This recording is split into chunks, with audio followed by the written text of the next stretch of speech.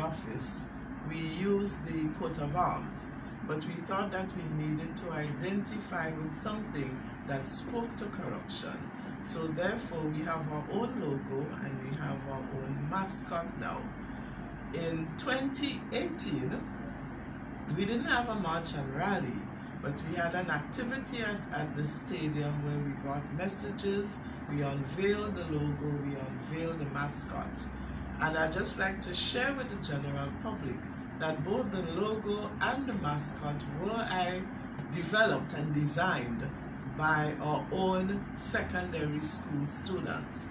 The logo competition was actually won by a student from the St. Andrews Anglican Secondary School. I think her name was Alyssa Prince, if my memory serves me correctly. And the mascot was designed by Celine Dixon of the Anglican High School.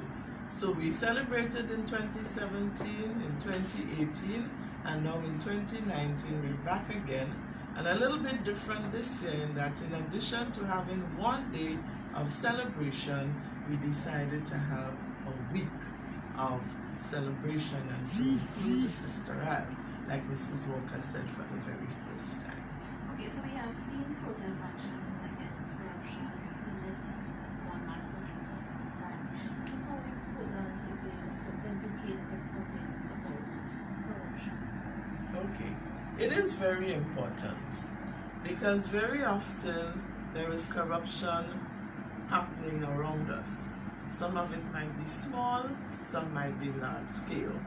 And in addition, some people do little things that can be considered corruption, but they don't view it or even think that that is corruption.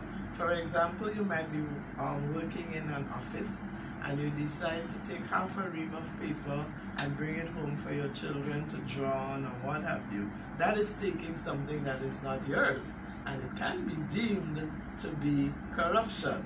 Okay, so we feel it is important to spread the message so that people have a clear understanding that corruption is wrong, and we need to try as much as we can to reduce. I wouldn't say eliminate, because it is a difficult job completely eliminating corruption, but at least we can reduce, or we can identify the risk that can lead to corruption so that persons are aware. Grenada is not the only country in the CARICOM region that has an integrity commission that works on anti-corruption.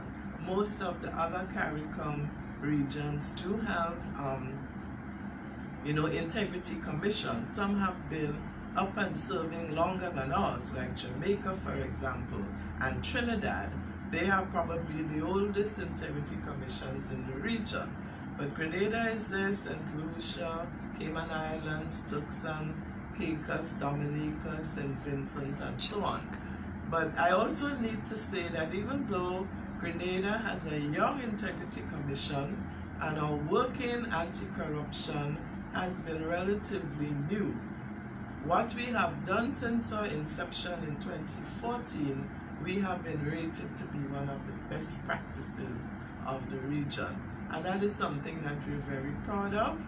We have a small staff, only 8 of us, but we all multitask and we all try to bring the message out there, particularly through our public education programs that we hold with ministries, public bodies, churches, whoever require us to do so.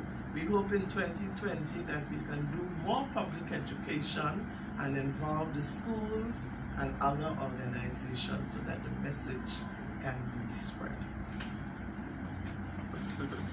I'd just like to continue what Mrs. Henry was saying about spreading the message.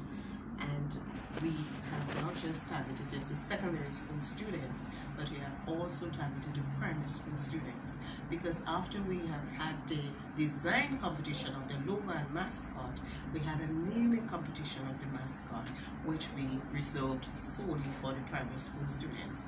So now we have a name for our mascot, which will be shared at the rally on the 6th of December.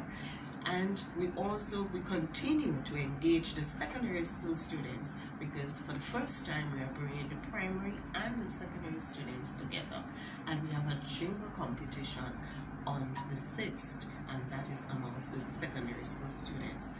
So you would have seen the logo, you would have seen the mascot, the naming of the mascot, and now we have the audio part of it, which is a jingle. So there you will hear the young, our future leaders, the future of Grenada, they will be expressing in song or in words lyrically, as we'll see, their idea of integrity, anti-corruption, and so forth. So that is, as we say, we take all different segments of society, not those who just come directly to deal with the commission, but we start with the young one, primary as well as secondary school, so there's a lovely cross-section of the persons we educate. Thank you very much. Thank you. Thanks for coming.